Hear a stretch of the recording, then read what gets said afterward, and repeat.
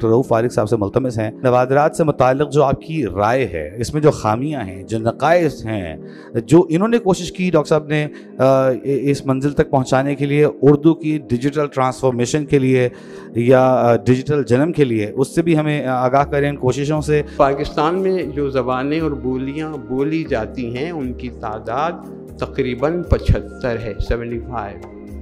तो ये सब हमारी ज़बानें हैं और तमाम ज़बानों का तहफ़्फ़ुज़ ज़रूरी है, ख़ास तौर पर जो मादरी ज़बानें हैं जिनको अब मिटने का खौफ है और उसकी बड़ी वजह ग्लोबलाइजेशन है। तो ये तमन्ना का दूसरा कदम ही है और दश्त इम्कान बहुत वसी है।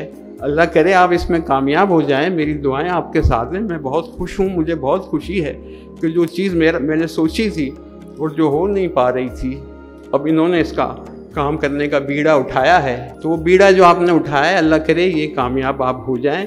मुझे बहुत खुशी है और मेरा ख्याल है कि ये बहुत ही मुफीद और ज़रूरी चीज़ है और इसको ज़रूर होना चाहिए। और अच्छी बात यह है कि इसमें आपने पाकिस्तान की तमाम ज़बानों को शामिल किया है। मेरे लायक जो खिदमत हो, मैं हाजिर हूँ। बहुत बहुत शुक्रिया।